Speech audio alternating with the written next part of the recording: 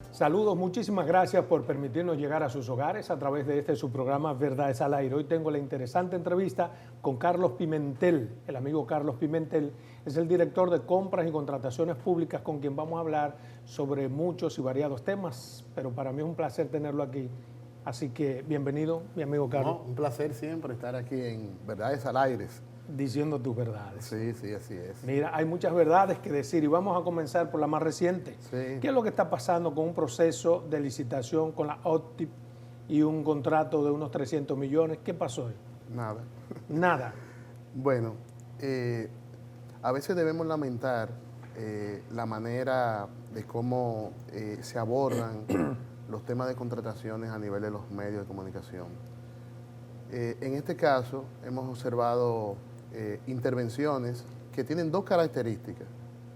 Primero, quienes han intervenido, que han tratado de informar, pero desinformando. Que eso no es nada, porque tú puedes ser ignorante de un tema, todos ignoramos algo. Y hay otros que informan para manipular. En este caso, ¿qué se está haciendo? Esos son más perversos, los que informan para manipular.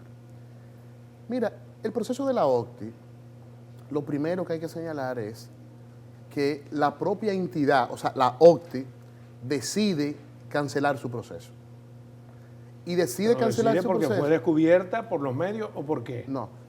Decide cancelar su proceso e incluso antes de que saliera la primera información de ese proceso en los medios de comunicación.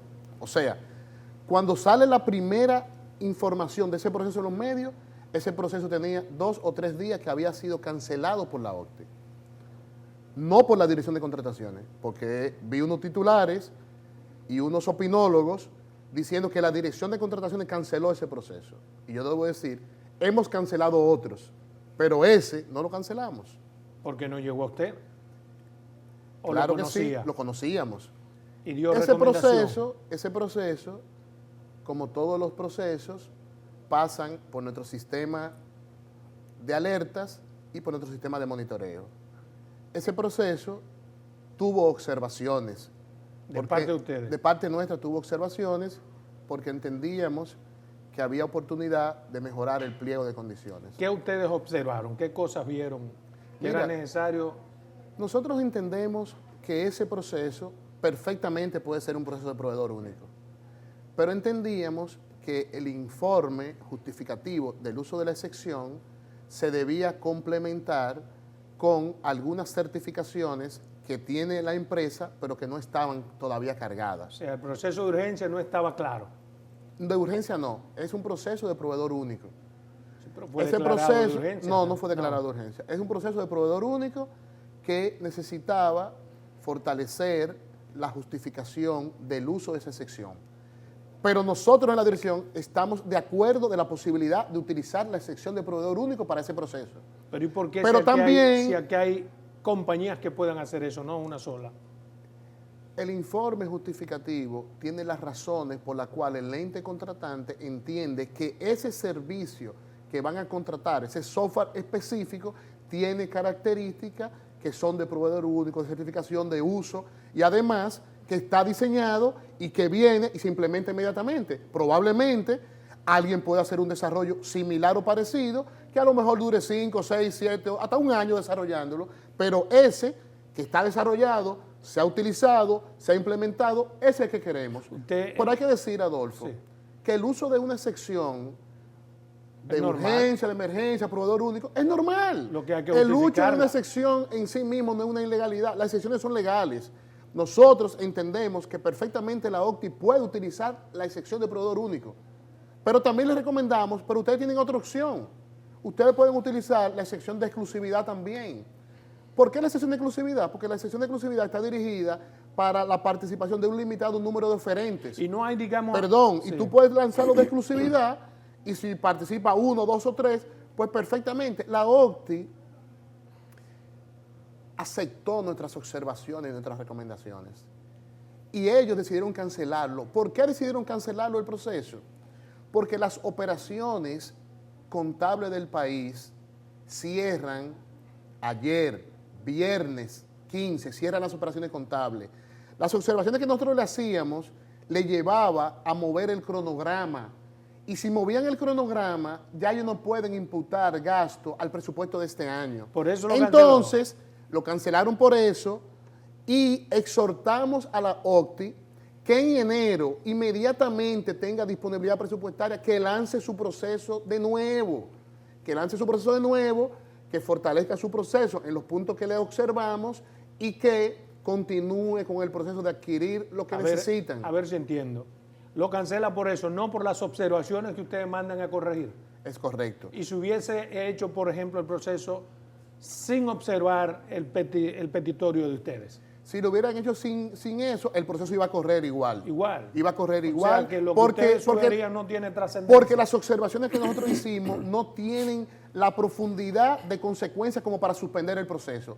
Hay otros casos que hacemos observaciones que son violaciones tan profundas que no podemos dejar que el proceso continúe de esa manera, sino que tenemos que suspenderlo. El monto como no lo le hemos llamó a hecho. ustedes la atención. Bueno, es un monto de unos 300 millones de pesos, no llamó la atención. No. En el portal hay procesos de contrataciones de todos los montos. Lo importante, un funcionario, hijo de funcionaria, tampoco le llamó la atención. Es que no hay proceso adjudicado. No hay proceso adjudicado. Pero digo en lo que le llegó a ustedes. No, nosotros analizamos pliego de condiciones e informe pericial, porque en esa etapa era que estaba.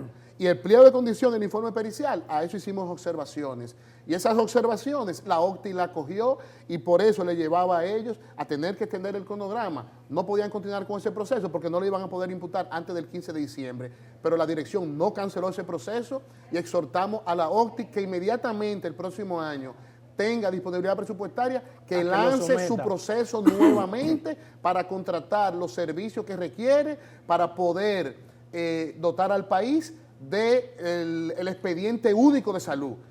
O sea, que es un proyecto muy importante, el expediente único de salud. Si se requiere un software o los servicios que se requieran y está la disponibilidad presupuestaria y se hace en el marco de la ley, pues la OCTI tiene todo el derecho y la prerrogativa de hacerlo. A mí lo que me llama la atención, y eso quiero compartirlo con usted, a ver si arroja luz, es que existe y ha existido la posibilidad de que se hagan pliegos de condiciones diseñados para que gane X personas, como en muchos casos ha ocurrido. Es decir, este es proveedor único, pero porque el pliego de condiciones fue diseñado para que ese tipo Eso no lo podemos advertir. Eso no lo podemos advertir. Nosotros en el análisis que hicimos no lo podemos advertir. Y no podemos aceptar que una modalidad de contratación, cualquiera que sea, se entienda que ya es una modalidad, entonces, que es un ilícito en sí mismo, porque fíjate cómo tú inicias la conversación, tú hablas, fue una urgencia, las urgencias es una modalidad de contratación, sí, claro. Las emergencias son una modalidad de contratación, los sorteos de obras, los sorteos de obras son una modalidad de contratación. Ahora, ¿puede haber procesos legales en toda esa modalidad? Claro que sí. En el pasado, ¿se desacreditaron esas modalidades? Sí se desacreditaron, pero si un proceso como este está en el marco de la legalidad, nosotros no podemos evitar que una entidad continúe con la contratación. Yo le hago la pregunta, ¿por qué ha de verse que un proveedor único debe estar determinado porque ya en el mercado se buscó y no hay más? Es correcto. Si de repente a usted le ponen proveedor único, usted no puede saber si es un proveedor único. Por eso se define el proveedor único con un informe que declara el uso de la excepción. Y en ese informe era suficiente para que siga siendo proveedor único. Es correcto, estoy de acuerdo que con ese informe lo pueden declarar el proveedor único. No obstante... Aun cuando la compañía se haya formado 2 meses antes. Es que no es la compañía, no estamos hablando de la compañía, estamos hablando, antes de hablar de compañía, estamos hablando de definir el uso de la excepción. No estamos hablando de compañía. Estamos diciendo, vamos a utilizar la excepción y la vamos a utilizar porque estamos ante un proceso de proveedor único. Todavía no hemos llegado a que se constituyó hoy o ayer. Además, Adolfo, no para este caso, para cualquier otro, el hecho de que una compañía se constituya recientemente no es una causa para que no sea adjudicada un proceso. ¿Dónde está la libertad de empresa, la libertad de participación? Ahora, si en el pliego de condiciones, tú dices, no contratamos empresas que deben ser empresas que tengan experiencia de 2 años, 3 años, 4 años, no importa. Que a veces eso también es un gancho. Porque tú puedes poner 12 años porque la que tú quieres es la que tiene 12 años. Puede haber muchas cosas. Lo que quiero decir que el juicio de que una empresa se constituyó ahora o ayer por sí solo no quiere decir que exista una maniobra. Puede estar acompañado de otros elementos que puedan constituir eso, pero por sí solo no. Porque nosotros tenemos en esta gestión, se han inscrito 24,000 proveedores. Pero ahora mismo una gente puede recibir su registro de proveedores y mañana puede participar en un proceso porque tiene el derecho, tiene la habilitación para participar y se ha adjudicado, pues fue adjudicado. Y hay algunos que sin registro de proveedor participan. No, eso no, eso no. No hay ejemplo, forma. No hay forma, déjeme Adolfo. preguntarle, a ver. No, pero déjeme decirle, no hay forma, para que no quede esa duda, no hay forma de ser adjudicado sin tener registro de proveedor del Estado. Le pregunto, ¿cuáles son las documentaciones básicas obligatorias que presentó el PNUD para participar en los procesos que participó? Para los que participaba. ¿Cuáles fueron? Ninguna. Por Entonces, eso, pero estamos hay hablando... una violación. Sí, pero tú me estás hablando del 19, del 2019. No, pero perdón. Sí, pero tú yo me estás no me hablando estoy enfocando por su gestión, yo estoy hablando en manera holística pero de todo. por importante que quede. Sí. O sea, estamos hablando las contrataciones que hubo con el PNUD en el 2019, en el 2018, en el 2017. Porque la primera circular que nosotros firmamos era que no era posible la delegación de funciones para contratar al PNUD como proveedor del Estado. Pero contrató con el Ministerio de Educación y fue en este gobierno. No es correcto, no. El Ministerio de Educación dio continuidad a contratos que encontró sobre los cuales había todavía compromiso y responsabilidad del PNUD de cumplir y que no se le podían dejar. Roberto Fulcar no hizo nada nuevo con el PNUD. Que no se le podían dejar fondos que ya estaban pagos por el Estado Dominicano sin ejecutar, y lo que se le ha dado continuidad a esos contratos. Ahora, contrato nuevo, bajo esa modalidad de contratación no hay. Se ha sido entonces injusto con Roberto Fulcar, que no fue quien hizo ninguna contratación con el PNUD. No, lo que he señalado es que en el 20, en esta gestión, se descontinuó la práctica de la delegación de funciones con el PNUD. No obstante, habían contratos que estaban en ejecución que distintas entidades del Estado dieron continuidad a la ejecución de esos contratos. Y mi pregunta es, la gestión de Roberto Fulcar no hizo contratos con el PNUD, sino que dio seguimiento a desde el 2020, ni en el Ministerio de Educación, ni en INAVIE, ni en otra entidad, hubo contratos nuevos bajo la modalidad de delegación de funciones. Ahora, los contratos que se encontraron en los cuales el Estado había erogado presupuesto, se le dio continuidad a esos contratos. Quedó claro todo lo que usted ha dicho. Sin embargo, está claro también que las contrataciones con el PNUD son ilegales. Es correcto, lo hemos dicho. Entonces, ¿por qué usted no ha suspendido esos contratos con el PNUD? Porque esas contrataciones no están en el marco de la Ley 340 y por lo tanto la Dirección de Contrataciones no tiene competencia. ¿Y a quién le corresponde? Y de hecho, una de las razones por las cuales nosotros emitimos la circular de prohibir la delegación de funciones fue precisamente por eso, porque no había forma de establecer una relación contractual con ese organismo que generaba un pago entre un 5 y un 7% de contrato, si el marco jurídico de esa contratación no era la Ley 340 y era ningún marco jurídico. ¿A quién le corresponde perseguir esa ilegalidad entonces? Bueno, no está en el marco de la Ley 340, por eso se descontinuó esa práctica, quedan algunos contratos que se está terminando la ejecución, incluso la eliminación que hubo del pago de nóminas a través también de ese mecanismo. Le pregunto de nuevo, ¿a quién le corresponde perseguir esa ilegalidad? Porque son ilegales los contratos con el PNUD. Bueno, están consumados esos contratos. Cuando el ladrón roba, consumó el hecho y es perseguido. Sí, se hicieron, sí, pero no estamos hablando de ilícito de naturaleza. No, yo le penal, digo a la pero consumación. por esos contratos están consumados, hay algunos que están pendientes de ejecución y que el Estado ha generado... el edificio del Defensor del Pueblo, eso fue mucho después. ¿Qué pasa con ese edificio? Ese tiene ya un tiempito. No, yo creo que no está pasando nada. Yo no sé si se está avanzando en eso. Pero es ilegal como sí, ahí tenemos otro tema también, que los órganos que tienen autonomía constitucional no están en el ámbito de competencia de la Dirección General de Contrataciones. Y yo sé... Pero eso no le da derecho a cometer ilegalidades. No, claro que no. Y de hecho hay algunos órganos constitucionales que probablemente pueden todavía estar manteniendo ese tipo de relación. ¿Y qué hacemos entonces para evitar esas pifias? Ya hicimos. No, usted la hizo en el ámbito de la 340. Yo le pregunto... No, ya hicimos de que a partir del 20 no hay nuevos contratos. Hay contratos viejos en ejecución, pero nuevos contratos no hay. Este fue el primer paso, porque no había forma legal para poder estar haciendo esa transferencia. Bien, mira, usted tiene en sus manos, tengo entendido, algunos procesos también, digamos, sobre supuesta corrupción en la licitación para los autobuses del transporte estudiantil. Mira, nosotros no estamos apoderados de investigación sobre ese proceso. No, ni la han hecho de oficio. No, ni lo hemos hecho de oficio, ni estamos apoderados. Ni han buscado averiguar. Nosotros hemos visto denuncias sobre este tema, hicimos un levantamiento inicial sobre el mismo.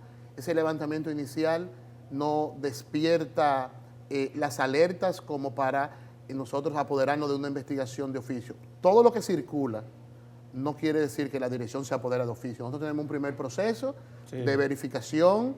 Si esa verificación establece que hay algún tipo de indicio de irregularidad, de violación, nos apoderamos de oficio. O si nos apoderan de oficio, también lo conocemos, pero hasta ahora no estamos apoderados, no nos han apoderado. La documentación. El primer levantamiento que nosotros hemos hecho sobre esto, no vemos elementos que nos despierten alerta. Por ejemplo, ese proceso está en curso porque creo que quedan todavía varios lotes por adjudicar con relación a esto. O sea que hasta ahora no estamos apoderados de ningún proceso. O sea, cuando con relación el a este proceso tema. de licitación ustedes no lo verificaron, ¿o sí? Sí. Y no se dieron cuenta, por ejemplo, digo a partir de lo que dice la querella, de que hay autobuses que no corresponden con la naturaleza y las condiciones que tiene que tener el autobús. Tú tienes buena fuente porque la querella no es pública.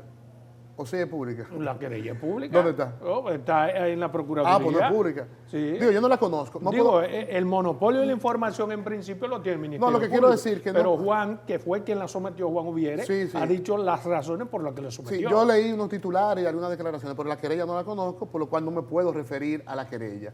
Sí vimos la acción de depósito que tuvo, no conocemos el contenido de eso. No obstante, el levantamiento inicial que nosotros tenemos, hasta este momento, no nos ha despertado ninguna alerta como para apoderarnos de oficio de una investigación y tampoco hemos sido apoderados. No obstante, ese proceso está en curso, está en desarrollo, faltan todavía varios lotes por adjudicar, pero al día de hoy, no tenemos elementos que nos lleven a apoderarnos de una investigación de ese proceso. Y sobre el contrato del ministro como dueño de la Universidad Guapa, contrato con el ministerio el cual él dirige, ¿usted ha sido apoderado? Sí, no hemos sido apoderados, pero sí indagamos sobre ese aspecto. ¿Y qué dicen sus indagatorias? Bueno, varios elementos importantes a poner sobre la mesa y que puede ayudar mucho para edificar. Lo primero es que esa relación entre INAFOCAN y la universidad no está en el marco de la Ley 340. Ni tiene que estar en el marco de la Ley 340. ¿Por qué? ¿Usted no sabe de eso? No, yo sé porque yo analicé el tema para poder tener una opinión. Es su competencia. Para poder tener una opinión sobre este tema. O sea, eso está en el marco de la normativa que regula INAFOCAN y el reglamento que tiene INAFOCAN. Y lo que estamos hablando es del pago de becas, que INAFOCAN ha pagado una beca en esa universidad. Estamos hablando que Impuesto Interno tiene una relación de colaboración interinstitucional y que está pagando una beca en esa universidad. Estamos hablando que el Ministerio de Educación Superior pagó una beca en esa universidad. Esa es la razón del contrato. Lo que quiero decir que el acuerdo de colaboración interinstitucional no surge de la Ley 340, no es un proceso de contratación. El único de los que han salido hasta ahora que sí surge en el marco de la Ley 340 es un proceso de una compra menor de 900 mil pesos. Y todas las licitaciones, la institución, el ministerio, son licitaciones con los cuartos de todo. No participa 340 para ver los procesos. Lo que estoy hablando que esas, las que he mencionado, no son 340. Incluso la imputación del gasto de eso entra en el renglón de becas en el presupuesto. El renglón de becas del presupuesto eroga pagos que no surgen de un proceso de contratación de 340. Si estuvieran imputando en el renglón bienes y servicios, obligatoriamente el surgimiento de ese contrato tiene que ser a través de ley 340. Entonces, por eso es que yo digo que nosotros como órgano rector tenemos que escuchar, ver, analizar, profundizar, ser prudentes, apoderarnos cuando tengamos que apoderarnos, pero también tenemos que discernir todo lo que circula. Entonces, en este caso... Aunque no es su ámbito, usted me ha dicho que usted averiguó. En este caso, claro que sí. ¿Y qué encontró? ¿No encontró irregularidades? Tengo que averiguar y el primer paso a averiguar es si se encuentra en el ámbito de nuestra competencia. Y no está en el ámbito de la competencia. Y eso es algo que lo debo decir, porque si no está en 340... porque he escuchado mucha gente hablando, que 340, que una licitación, que sé yo qué, pues hablando temas sin fundamento. Sí. Y si no está en ese ámbito, tú no puedes traer el régimen de incompatibilidad de ese ámbito Al aquí, suyo, claro. a este, porque eso es otra cosa. Y si tú trajeras ese ámbito de incompatibilidad de la 340, te genera otro problema. Claro. Y es que la participación en las universidades que están reguladas en el país a través de la ley 122-05, a través de lo que son entidades sin fines de lucro, la participación es una participación en consejos y en su junta directiva, no hay una participación accionaria. Mire, entonces, ¿qué dice la ley? La ley te dice, no pueden participar en los procesos de contrataciones un conjunto de funcionarios si tienen más de 10% de participación accionaria en la empresa. Las universidades no son empresas, son entidades sin fines de lucro y no hay participación accionaria. y no hay posibilidad, perdóneme, hermano. Usted me puede decir, yo creo que no debe ser, que hay un conflicto de interés, que es antiético. Yo digo, sí, perfectamente.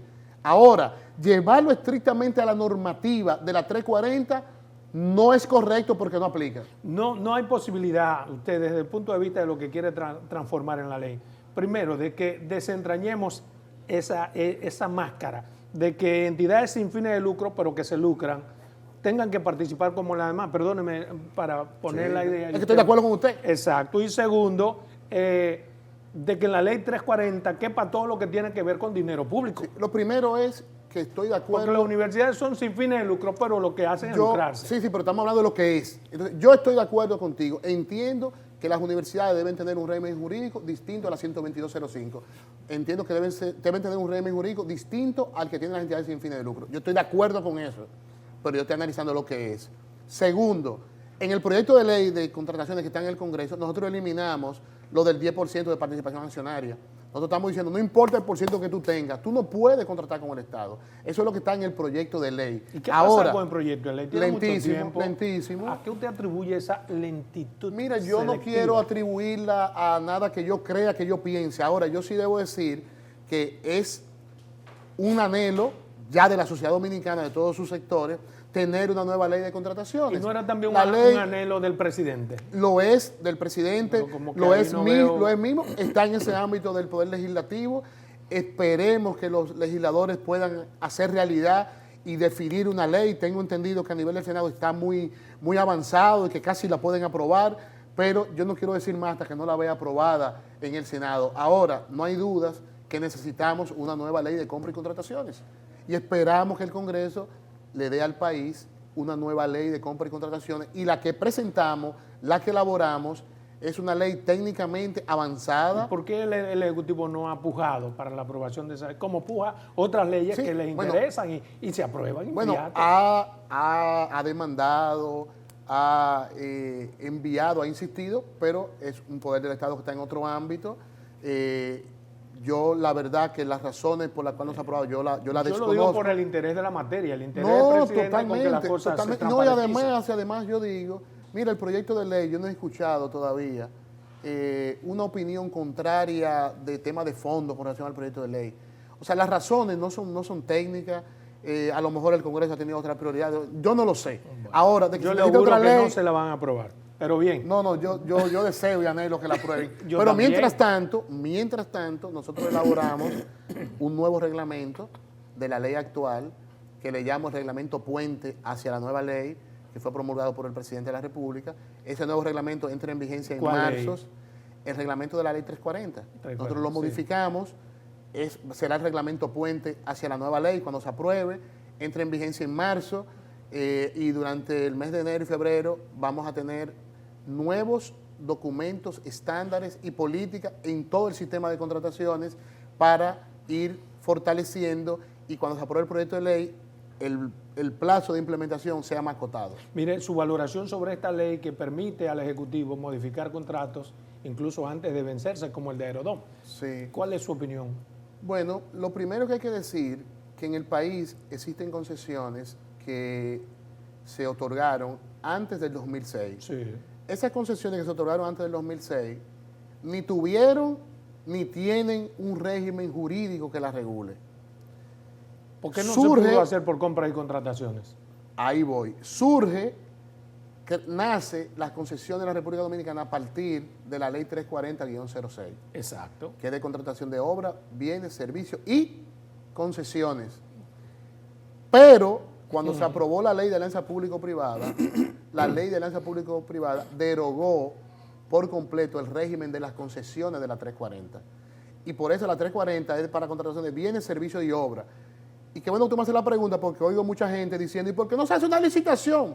Porque no hay régimen jurídico para las concesiones en la República Dominicana.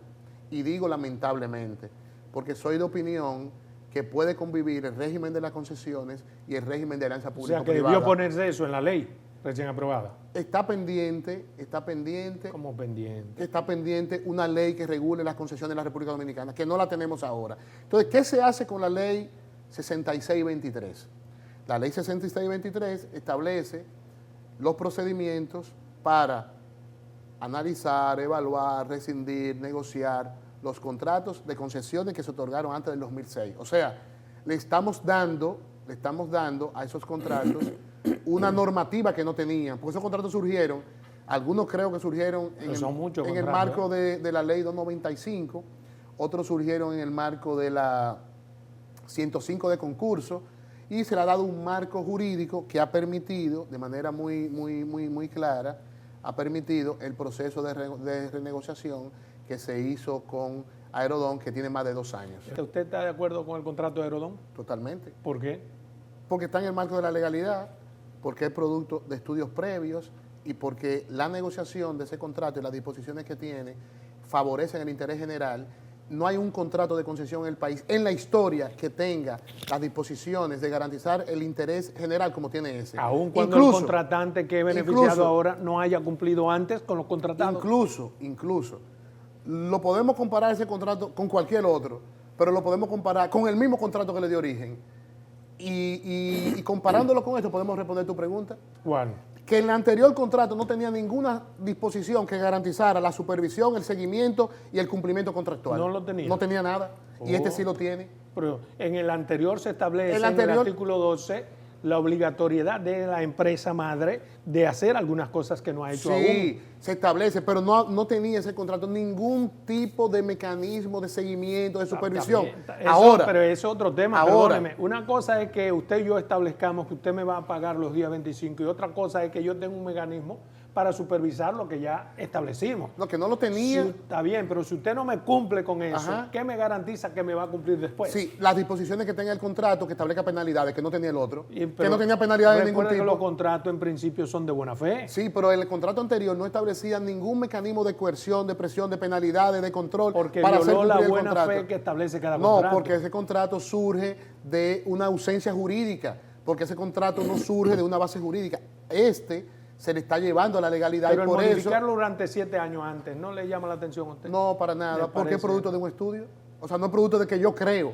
No es producto de que yo creo, yo pienso, porque yo no sé cómo a veces... ¿Y sabe quién es el dueño de la compañía que hizo ese estudio? Mira, si tú supieras que no, si tú supieras que no, pero lo importante de eso, esa fue la compañía Indra que hizo ese estudio, me parece que fue, que lo contrató ¿Para quién trabaja Aerodón, y se lo hizo en un proceso competitivo, es decir... Que trabaja para la misma compañía que ganó en otros países. Hubo un proceso competitivo para seleccionar el estudio, y el estudio como tal, el contenido del estudio, estableció las condiciones para la negociación del mismo, y está en el marco de la legalidad. O sea, para mí, ese acuerdo está en el marco de la legalidad, tiene disposiciones que favorecen el interés general.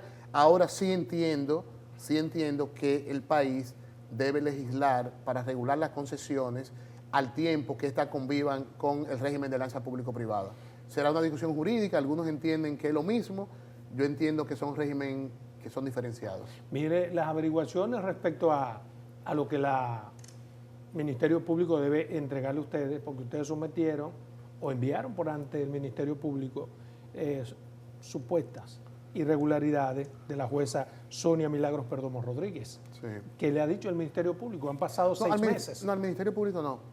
Nosotros identificamos la probabilidad de que una miembro del Poder Judicial esté vinculada como proveedora del Estado en una de las cocinas de INAVIE.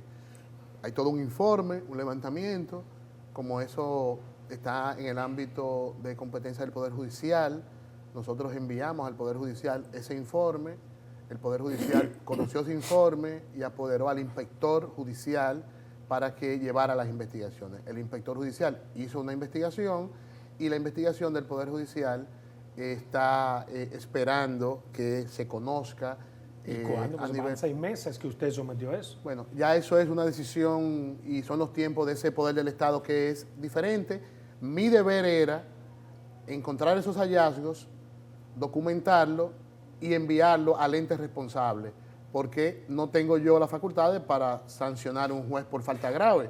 Yo lo que hago es que lo envío al ente que es competente, como hago con todos los hallazgos que nosotros podamos encontrar. Si es de competencia de la Procuraduría, va a la Procuraduría. Si es de competencia del Poder Judicial, como este, va para allá. Si es de impuestos internos, va para allá. O recientemente que envié a la Procuraduría de Persecución de Delitos Tributarios, entregué más de 10 casos de proveedores inhabilitados por falsificación, o va para Procompetencia, o va para Unidad Antifraude, o trabajamos junto con Antifraude, o va para la Cámara de Cuentas, o sea... tiene como 6 casos que tiene que enviar a la Procuraduría. Llego hasta mis límites de mi competencia y lo que lo trasciende lo coloco en los ámbitos de a quien corresponda. Mire, hay algo que a mí me llama la atención y la mayoría de la gente en su desconocimiento también lo hace. Y quiero para que usted arroje luz. La gente dice, pero ¿y dónde está contrataciones? Que se hizo esa licitación y ahora porque lo denunciaron compra y contrataciones. No hay una forma, digamos, viable, expedita, de que antes de que se gane el proceso de licitación, compra y contrataciones, vea todo, de forma tal que lo que se gane en la licitación salga Vamos a ver, saneado. Mira, este año el Estado ha realizado más de 70.000 procesos. Diario el Estado tiene 350 a 400 procesos. En algunos casos son 600 procesos diarios. Sí. Tenemos mecanismos de detección temprana, de identificación, de observaciones, de suspensión de contratos, como hemos hecho, bueno, como hicimos con un ejemplo reciente con el Ayuntamiento de Santiago, que tenía un proceso de contratación de camiones de 1.800 millones y fue suspendido cuando se analizó el pliego de condiciones que en una urgencia iban a adjudicar en 5 días 1.800 millones para recogida de basura y que el pliego estaba cargado de debilidades. Por eso, ¿Y qué han hecho con eso? Está suspendido el proceso. Ellos lo pueden lanzar cuando ellos entiendan, en la medida que corrijan las debilidades que tenía el pliego de condiciones. Pero también yo debo decir que nosotros tenemos el oído en la gente. Nosotros respetamos los procesos ciudadanos de veeduría, de monitoreo, de exigencia, de demanda. Nosotros respetamos el trabajo del periodismo serio y ponemos el oído también en los periodistas y todo lo que podamos tener conocimiento de lo analizamos y si hay mérito, hay investigación. Claro. Y si hay resultado, hay resultado. Quiere decir que cuando yo escucho, ellos solamente se apoderan cuando lo oyen en los medios. Y yo digo, sí, nos apoderamos cuando le escuchamos en los medios, si hay méritos. Sí. Porque el caso que hablamos el caso que hablamos en principio de la OCTI, lo escuchamos en los medios, pero no hay méritos. No hay méritos. Entonces, ese lo dejamos de lado. El caso X, si hay méritos, nos apoderamos. Lo importante es tener un órgano que no hace silencio administrativo. Pero como yo lo digo... Que no hace silencio administrativo. O sea, cuando dice, se apoderaron porque lo escucharon en los medios. ¿Pero qué pasaba en el pasado? Recuerde que le hice la pregunta porque hay un cierto desconocimiento general. Sí. Y la gente habla a veces por hablar. Sí. Y lo que yo quisiera saber es si existe la posibilidad, por ejemplo, de que en cada institución del Estado haya 2 miembros de compras públicas apostados que eviten que esas unidades de supervisión, de licitación, puedan hacer las cosas de manera mañana. La ley nuestra está organizada sobre la base de la centralización de la norma y la descentralización operativa. Cada entidad es responsable de sus procesos. Nosotros tenemos presencia con oficiales de cumplimiento en 19 instituciones del Estado. Pero además de eso, a través de nuestra área de monitoreo, damos seguimiento a los procesos, lo que llamamos monitoreo preventivo, y tenemos el sistema de alerta que tiene 21 variables que determina también... En esas 19 instituciones se supone que no puede haber problema, porque ustedes tienen un... Mira, yo no puedo garantizar que en ninguna institución no pasen cosas. Me refiero como tienen un oficial de seguimiento... Se reducen los riesgos. Exacto. No podemos extenderlo en vez de a 19 instituciones a todas. Esa es la idea. La idea es irlo extendiendo de manera progresiva. Empezamos con el programa con 10 instituciones y ya vamos por 19 instituciones. Para eso se necesita actualmente mayor presupuesto para la Dirección General de Contrataciones Públicas, para nosotros poder extender el programa a más instituciones. El presidente sabe eso. Sí, claro que sí. Y usted le pidió el presupuesto. Claro que sí. Y tendremos más presupuesto para el próximo año. Y ahí vamos a analizar qué cantidad de oficiales de cumplimiento pudiéramos tener. Obviamente las necesidades son enormes y lo importante es optimizar el uso de los recursos del Estado. Entonces, sí, nosotros de manera permanente, diaria, vivimos previniendo no solamente porque pueda haber un acto de corrupción, sino para que los procesos salgan, Claro. para que los procesos lleguen a su feliz término. Y eso es lo más frecuente, lo más común. Por ejemplo, esa observación que decíamos ahorita que se le hizo a la OCTI, Sí. eso no es algo de alarmarse, que una observación a la OCTI, yo me atrevería a decir, todos los días hay observaciones a los pliegos de condiciones para que los procesos salgan y para que salgan de la mejor manera. Obviamente nosotros participamos apoyando, acompañando, monitoreando hasta la etapa de recibir ofertas. Mire, Después que las instituciones reciben ofertas, que empiezan a evaluar y los peritos hacen su informe y que haya adjudicación, nosotros no podemos estar en esa parte. ¿Por qué, Salomón, no podemos estar? ¿Por qué? Porque nosotros no podemos ser juez y parte. Yo no puedo estar en la etapa donde se va a adjudicar cuando probablemente de ahí va a surgir alguna controversia. Claro. Controversia que yo posteriormente voy a conocer. O sea, no y que busco habrá nada una ahí. corresponsabilidad de alguien que O sea, trabaja no con debo usted. estar ahí. Y otro tema que hay que Exacto. aclarar, que he escuchado, que por qué la dirección de compra no es veedor. Porque nosotros no tenemos ese rol.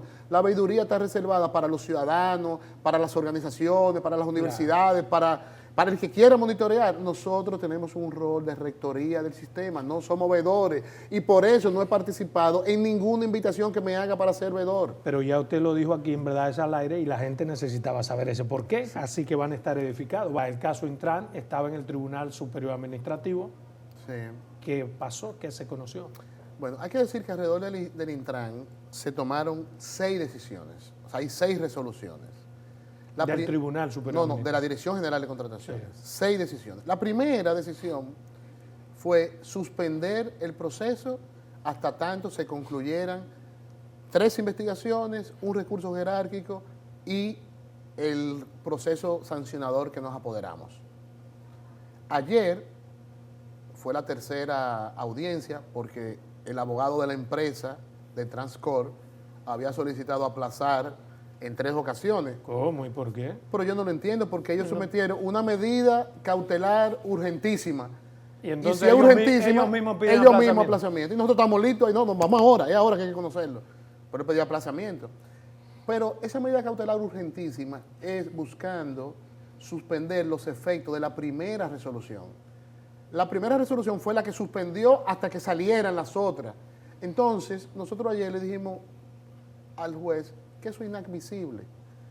Es inadmisible porque ya los efectos de esa decisión ya pasaron, terminaron. Después de eso hay 5 decisiones. Claro. 5 decisiones que anularon el pliego de condiciones, el primer informe pericial, el segundo informe pericial, la acta de adjudicación, inhabilitó de manera permanente al proveedor. O sea, en el hipotético remoto caso de que se suspendan los efectos de la primera decisión, hay 5 decisiones posteriores a eso. La verdad es que fuimos a perder tiempo ayer en el Tribunal Administrativo. Aún cuando Pero no solamente eso, ayer otra vez el abogado de la empresa iba a aplazar.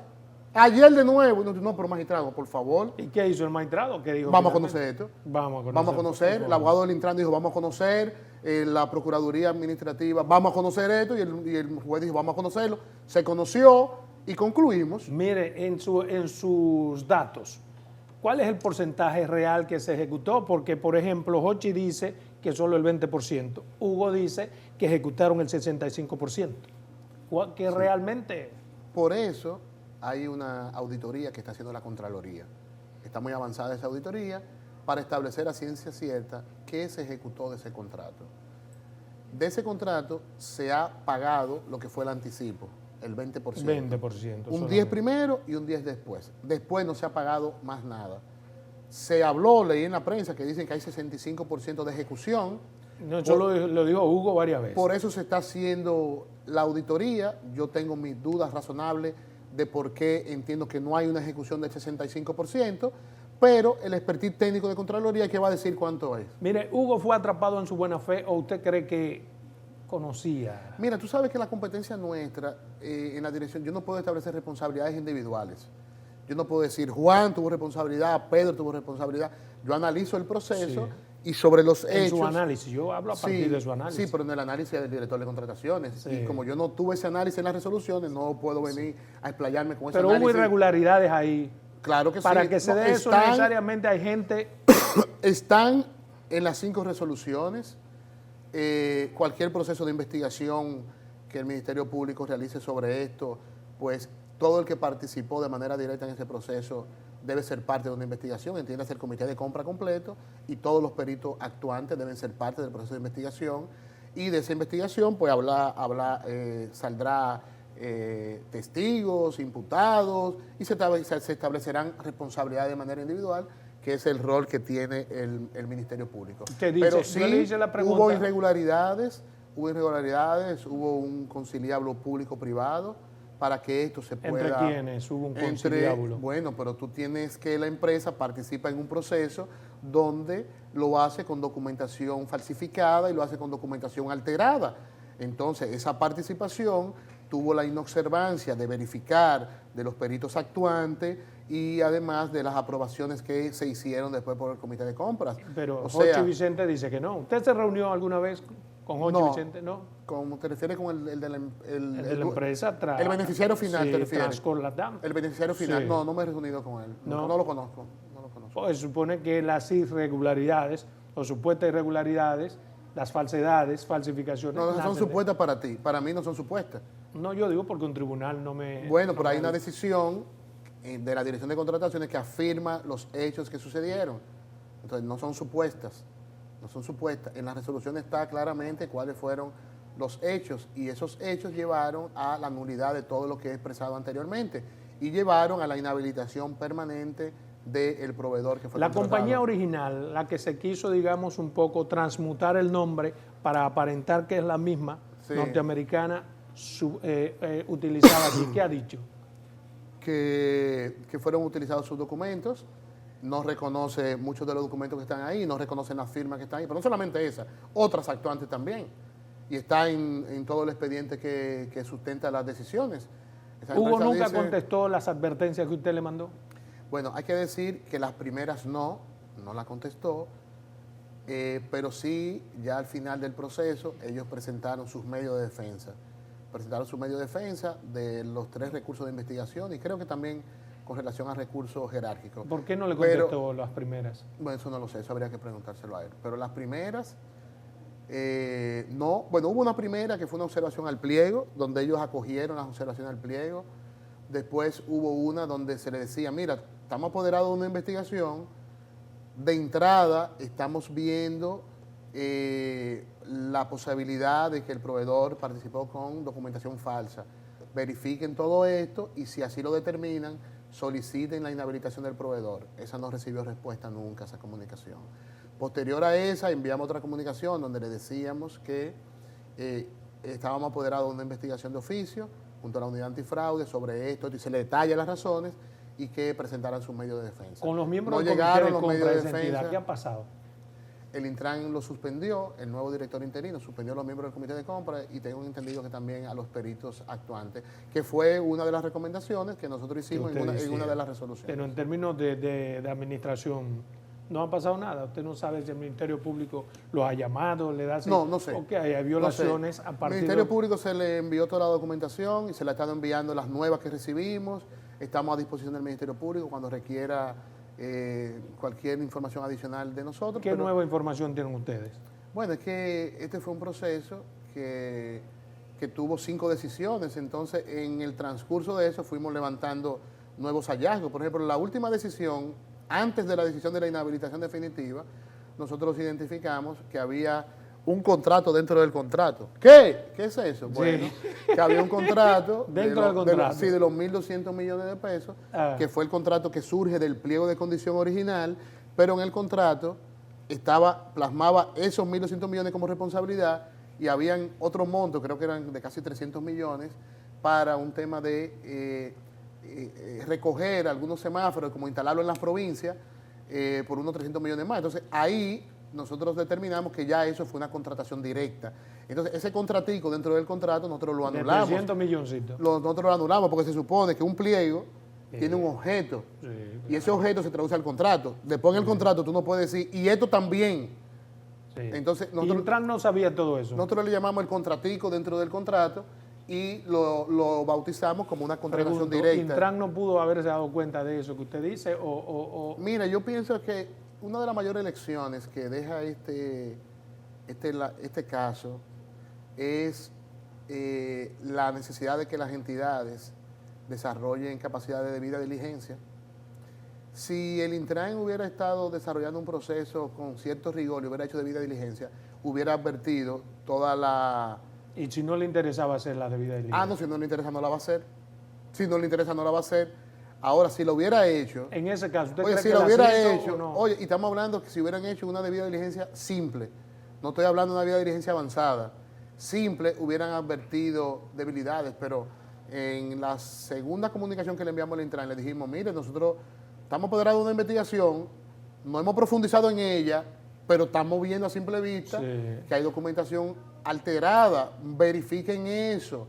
¿Qué hizo Hugo con esa No hubo comunicación? respuesta sobre eso. No hubo respuesta. Por ejemplo, una verificación simple, ustedes se dieron cuenta de que no es una compañía que había operado semáforos, sino que había operado peajes y tax. Pero ¿Fue así o no? utilizaba la experiencia de otra empresa como de ella misma. La verdad que fue un entramado de creación de empresas, yo le llamo los muchos trascor, como que se confundieran los nombres y obviamente todo eso llevó a develar el beneficiario final. ¿Qué usted espera de ese caso, finalmente? Bueno, nosotros, desde nuestra competencia, nosotros terminamos ese caso. O sea, está anulado ese proceso, el contrato no hay forma que subsista, que sobreviva. ¿Son pena de ir a tribunales internacionales? No, pueden recurrir en el tribunal administrativo. Yo creo que no, porque la empresa original no participó y ella misma se está Bueno, denegando. nosotros vamos a defender las 5 decisiones nuestras en el Tribunal Superior Administrativo en el caso que las recurran. Estamos muy convencidos de lo que está en esas decisiones. Esperemos que el Ministerio Público avance. Es importante que la Contraloría General de la República termine la auditoría de la ejecución. ¿Por qué va tan lenta esa auditoría que tiene que entregar la Contraloría? No creo que va lenta. No. Está haciendo su trabajo. No habrá gente Porque a veces detrás, no oye, sabemos. me demos eso hasta ahí, no le demos. Ellos presentarán su auditoría de ejecución y nosotros sí debemos dar seguimiento a que se ejecute lo que está en las decisiones que nosotros Finalmente, establecimos. si el presidente te quita mañana, ¿cuál sería tu legado? Que tú digas, bueno, me voy conforme y yo puedo decir que hice tal o cual cosa. Lo primero que tengo que ir a buscar trabajo de una vez. Eso es lo primero. No. Buscar trabajo. Todos los bancos comerciales te van a poner en los departamentos. Sí, pero empezamos con 2 sesiones en la universidad para garantizar morito, ¿verdad? Y Sí. después de ahí vamos viendo. Sí, tú siempre te haces el chiquito para que te calles, ni que el morito. Es una clasecita de una vez. 2 sesiones rápido. Mira, legado la verdad que yo me siento satisfecho del rol y lo que hemos hecho en la dirección de contrataciones.